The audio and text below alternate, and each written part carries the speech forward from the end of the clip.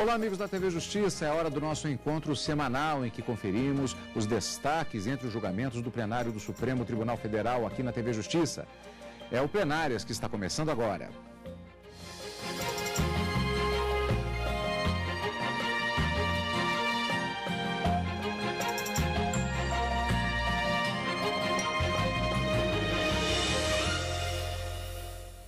Com os destaques das sessões dos dias 20 e 21 de maio de 2015, respectivamente quarta e quinta-feira, Karina, uma semana que foi bastante interessante porque temos tantos assuntos para falar em relação a esses julgamentos, até porque, embora na quinta-feira nós tenhamos tido 3 julgamentos especificamente, fora as listas dos ministros, o que faz com que no cômputo geral nós tenhamos uma quantidade muito maior.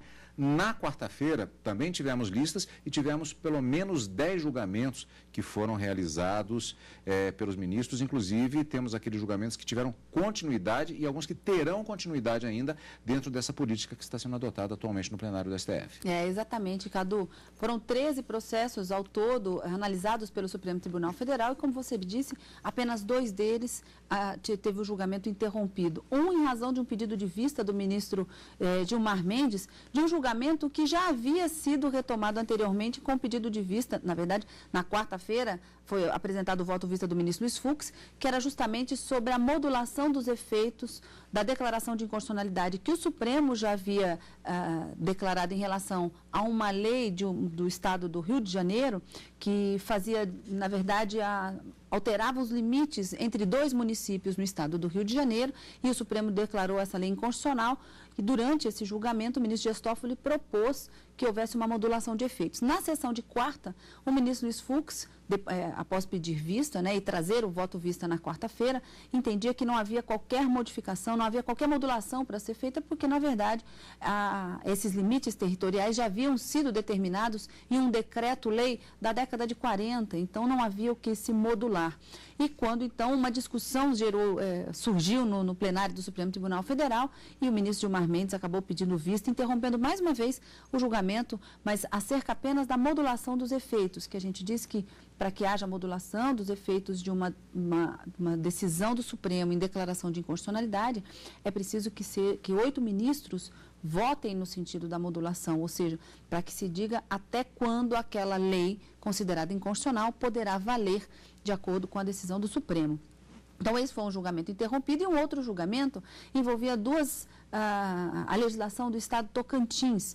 2 leis haviam concedido aumento, reajuste a servidores e, posteriormente, antes mesmo dessa lei produzir efeitos, uma outra lei veio e revogou aqueles benefícios que a legislação anterior havia deferido, vamos dizer assim, havia concedido aos servidores. E a discussão já se tornava uma incorporação ao patrimônio, aquelas 2 leis anteriores que já daria direito a esses servidores ao reajuste, e isso não poderia ser modificado, porque seria uma expropriação, como disse a ministra Carmen Lúcia, ou deve prevalecer a tese contrária, já que 5 ministros votaram com a divergência, no sentido de que isso é possível, sim, já que o valor não havia sido incorporado ao patrimônio desses servidores.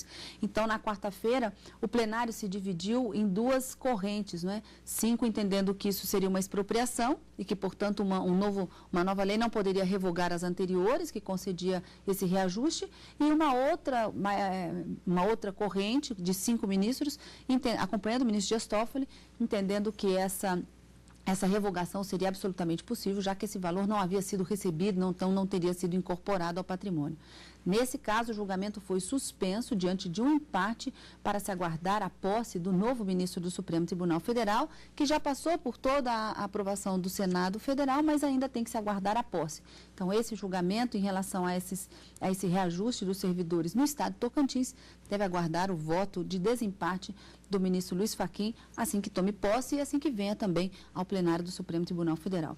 Mas, sem dúvida alguma, o grande destaque desta semana foi a medida cautelar na ação direta de inconstitucionalidade que questiona justamente a emenda 88, promulgada agora em maio, recentemente, e que fala dos limites para a aposentadoria no serviço público, passando de 70 para 75 e estabelecendo alguns critérios, principalmente para a magistratura brasileira. Então, é isso que eu acho que esse foi o grande destaque da semana e que a gente vai tentar destrinchar um pouco mais nesse programa. É exatamente o processo que aconteceu, cujo julgamento aconteceu na sessão plenária da quinta-feira. Primeiro, vamos para a tarde desta quarta-feira, quando o Supremo julgou um recurso extraordinário a respeito do direito à pensão das viúvas de servidores públicos aposentados antes da emenda constitucional 41 de 2003. O plenário também decidiu que é de competência exclusiva da União legislar sobre o direito processual. Trata-se de uma ADI ajuizada pelo Conselho Federal da OAB, que discutia a exigência de depósito no valor de 100% da condenação como condição para recorrer de decisão proferida nos juizados especiais cíveis do Estado de Pernambuco. O relator, ministro Celso de Mello, decidiu que o Estado não pode legislar sobre direito processual e que cabe somente à União essa atribuição. O ministro julgou procedente a ação. Pertence exclusivamente à União Federal a competência para legislar sobre direito processual, cuja abrangência conceitual estende-se à regulação normativa dos recursos em geral e respectivos pressupostos de interposição e de admissibilidade. Na página 5 do voto, eu reproduzo a ementa desse julgado do plenário do Supremo Tribunal Federal, que reconheceu a inconstitucionalidade formal por usurpação por parte do Estado-membro, no caso de Alagoas, no caso hora em exame no Estado de Pernambuco, da competência da União Federal para legislar privativamente sobre matéria processual.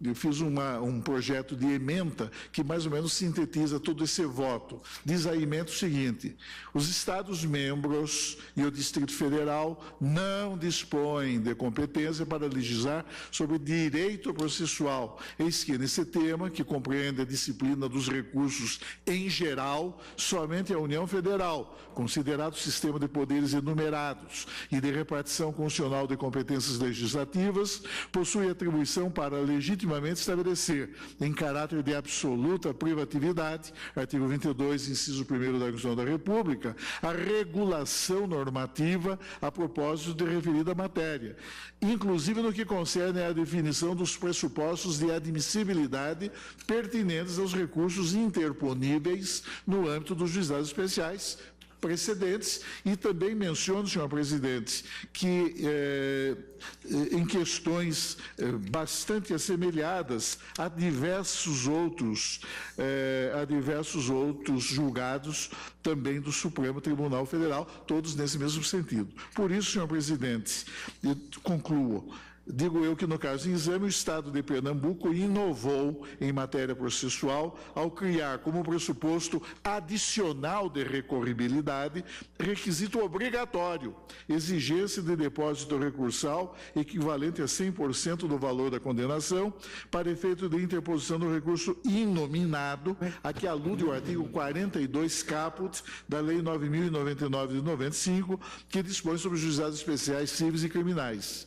Na realidade, longe de estabelecer qualquer disciplina peculiar ao preparo do recurso em questão, o Estado de Pernambuco criou requisito de admissibilidade recursal inexistente na legislação nacional editada pela União Federal, assim transgredindo, mediante usurpação, a competência normativa que foi outorgada em caráter privativo ao Poder Central, artigo 22, número 1 da Constituição. Sendo assim, e em face das razões expostas, julgo procedente a presente ação direta para declarar a inconstitucionalidade dos artigos 4º e 12 da Lei 11.404, de 19 de dezembro de 1996, do Estado de Pernambuco. Nesse sentido, é meu voto.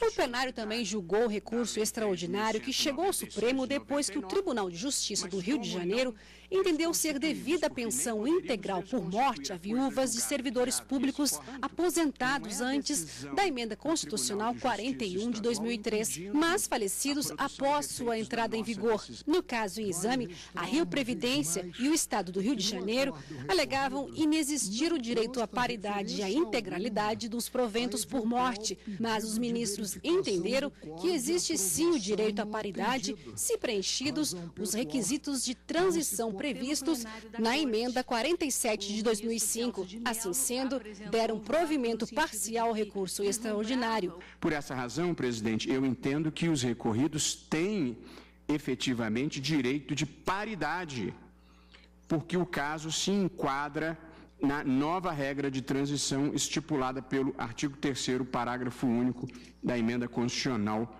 47, a qual foram conferidos efeitos retroativos à data da vigência. Mas aqui, presidente, é esse ponto que eu destaco, a emenda 47 só estendeu aos pensionistas o direito à paridade, não concedeu a eles o direito à integralidade. Portanto, eu penso que está correto o acórdão recorrido no que respeita aos direitos, ao direito dos recorridos à paridade. Porém, merece reparo, já feito por Vossa Excelência, na parte que também lhes atribuiu direito à integralidade, ao qual não fazem jus. Portanto, presidente, e concluindo, eu estou dando provimento parcial ao recurso extraordinário. E a única diferença que existe em relação à posição de Vossa Excelência é que Vossa Excelência o presidente relator havia reconhecido o direito à integralidade e o direito à paridade.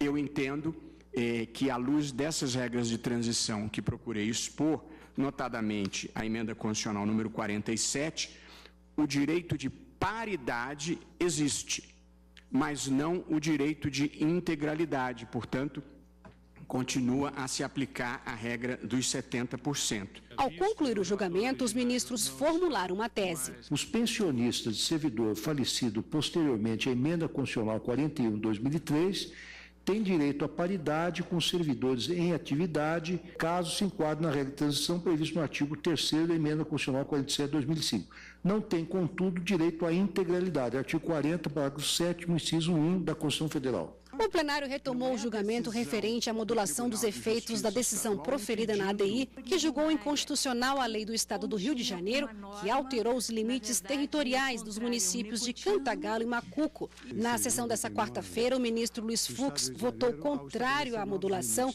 mas o julgamento foi suspenso com o pedido de vista do ministro Gilmar Mendes. Sessão plenária da quarta-feira, diversos assuntos, como vimos. Karina, ainda tem mais um que podemos abordar, que é nepotismo. Também foi tema da sessão plenária da quarta-feira.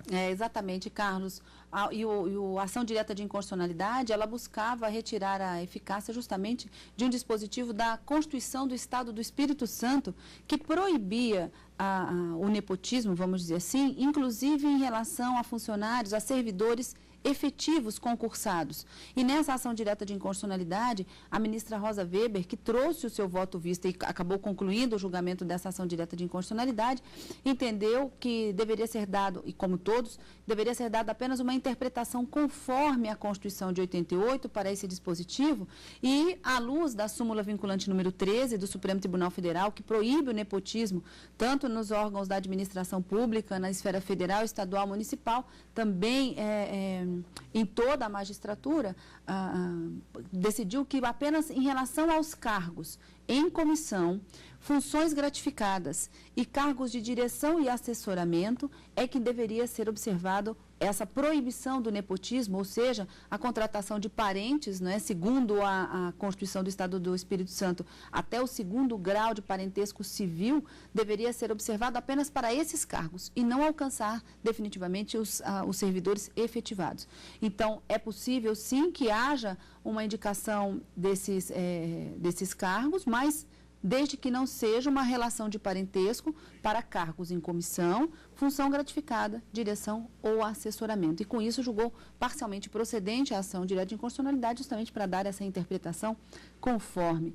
Ainda na quarta-feira, como foram vários julgamentos, os ministros decidiram modular os efeitos de uma ação direta de inconstitucionalidade, uma decisão proferida no MADI, em que eles julgavam inconstitucional com a contratação de profissionais da educação no estado de Minas Gerais e que, em sede de embargo de declaração, pedia a modulação, que acabou sendo concluída na quarta-feira. E eles decidiram que a contratação desses professores sem concurso deveria perdurar até o final de 2015, até o final de dezembro de 2015, para evitar prejuízos maiores aos alunos, já que o Estado teria alegado que não tinha condições ainda de promover todos os concursos e, para evitar o prejuízo aos alunos, portanto, houve esse pedido de modulação de efeitos que foi atendido pelo plenário do Supremo Tribunal Federal. Como você disse, na quarta-feira nós tivemos a retomada de vários julgamentos que já haviam sido iniciados. Apenas 2 julgamentos não foram concluídos, como eu disse no início. Os limites, a definição da modulação dos efeitos em relação aos limites territoriais dos municípios de Macuco e Cantagalo, no Rio de Janeiro, em razão de um pedido de vista do ministro Gilmar Mendes, e também a questão das leis do Tocantins, que atribuíam reajustes a servidores e que depois foram revogadas, em que o plenário se dividiu em 5 votos a 5, e vai aguardar a posse do ministro Luiz Fachin para que ele possa desempatar essa celeuma que foi criada no plenário. Mas em relação aos demais, vários julgamentos realizados e concluídos na quarta-feira. E quando houver este desempate pelo ministro Fachin, quando for empossado, depois da posse dele, portanto, nós vamos acompanhar ao vivo direto do plenário e, claro, entre os destaques aqui no Plenárias todos os finais de semana. E vamos para um dos principais destaques desta semana. Na tarde de quinta-feira, o plenário do STF entendeu que ministros do Supremo Tribunal Federal, dos Tribunais Superiores e do Tribunal de Contas da União, que ficarem em atividade até os 75 anos de idade, não precisam passar por uma segunda sabatina no Senado. Outros processos também foram julgados pela Suprema Corte. A sessão começou com a retomada do julgamento de um recurso extraordinário encaminhado por 2 policiais militares que contestavam a decisão do Tribunal de Justiça do Mato Grosso do Sul. O tribunal havia determinado a perda do cargo e condenado os policiais por terem supostamente facilitado a fuga de um traficante.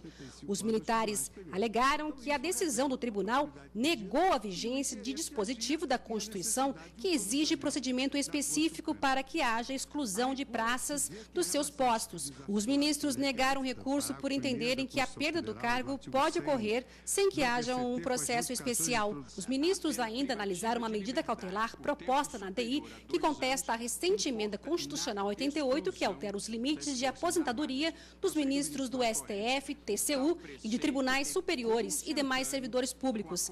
A medida cautelar foi proposta por 3 associações de magistrados. Eles sustentam que, ao criar novas regras, o Congresso Nacional misturou os critérios de acesso com critérios de permanência no cargo, além de violar a garantia da vitaliciedade da magistratura. Alegam também que atentaria sobre a magistratura a submissão dos ministros ao Senado Federal para novas sabatinas. Submeter os ministros Supremos, Tribunais Superiores e TCU a uma nova arguição prévia do Senado Federal, tal como prevista no 52.2, constitui uma aberração constitucional data vênia. Para o relator ministro Luiz Fux, teria havido violação do princípio da independência dos poderes e determinou a suspensão da exigência da sabatina dos ministros do Supremo para aposentadoria. Tudo que acima foi exposto é deveras suficiente para o reconhecimento do fumus boniuris deduzidos na pretensão da AMB de obstaculizar qualquer interpretação capaz de afastar, quanto à magistratura,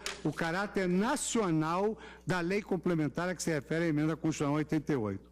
Também se extrai da fundamentação acima o fumus boniuris para a interpretação do artigo 100 do ADCT, que criou regra distinta para alguns agentes públicos, sendo certo que essas regras são constitucionais e não podem ter seus efeitos ampliados ou reduzidos por qualquer órgão estatal. Sob o ângulo do periculo in mora, também assiste razão a primeira requerente. A petição da MB destaca o elevado risco de que magistrados não integrantes da cúpula do Poder Judiciário e também do TCU obtenham decisões liminares favoráveis que afastem a regra veiculada pelo artigo 40, parágrafo 1º da Constituição Federal, introduzida pela emenda constitucional 88. O afastamento da referida exigência mediante uma vulgarização indevida, alicerçada em errônea aplicação do princípio da isonomia e da unicidade da magistratura, pode comprometer a legítima vontade do Parlamento, que apenas reconheceu a eficácia imediata da majoração da idade da aposentadoria compulsória para um grupo muito específico de agentes públicos. Trata-se de agentes que se submetem a regras também peculiares para o ingresso no cargo. Concluindo, eu assento que, pelo exposto, eu voto pelo deferimento da medida cautelar para, em primeiro lugar, suspender a aplicação da expressão nas condições do artigo 52 da Constituição Federal, contido no artigo 100 do ADCT, introduzido pela emenda constitucional 88, por vulnerar as condições materiais necessárias do exercício imparcial e independente da função jurisdicional, ultrajando a separação de poderes, cláusula pétrea inscrita no artigo 60, parágrafo 4º, inciso 3º da Constituição Federal Brasileira. 2.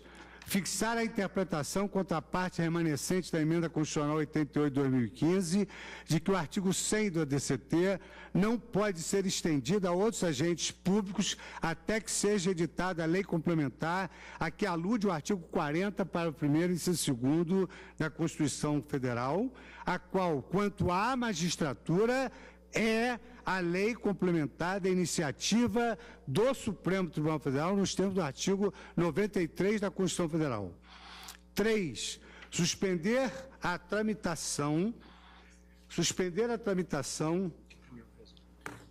de todos os processos que envolvam a aplicação a magistrado do artigo 40, parágrafo 1º da Constituição Federal e do artigo 100 até o julgamento definitivo da presente demanda. E, finalmente, 4, declarar sem efeito todo e qualquer pronunciamento judicial ou administrativo que afaste, amplie ou reduza a literalidade do comando previsto no artigo 100 do ADCT e, com base neste fundamento, assegure a qualquer outro agente público o exercício das funções relativas a cargo efetivo após ter completado 70 anos de idade. O voto foi acompanhado pela maioria do plenário do Supremo Tribunal Federal. Algumas questões, Karina. A primeira delas, trata-se de uma decisão em medida cautelar ainda. Exatamente, Carlos. O mérito ainda vai voltar a ser discutido no plenário do Supremo Tribunal Federal. Mas, a princípio, já fica determinada a suspensão dessa exigência de uma nova sabatina para todos os ministros elencados na emenda, que seriam ministros do Supremo, ministros de tribunais superiores, então, Superior Tribunal de Justiça, Tribunal Superior Eleitoral, Tribunal Superior do Trabalho, Superior Tribunal Militar e também ministros do Tribunal de Contas da União. Isso porque, de acordo com a medida cautelar, a liminar que foi concedida, retira-se a expressão nos termos, sob as condições do artigo 52, que remete exatamente à competência do Senado para fazer essa avaliação, o que a gente chama de sabatina, essa arguição pública desses ministros. Então, a determinação da emenda era de que, ao completar 70 anos, esses ministros teriam que passar novamente por uma aprovação do Senado para continuar no cargo até os 75 anos. E a fundamentação que os ministros, a princípio, entenderam ser inconstitucional, porque trata-se de medida cautelar, não é?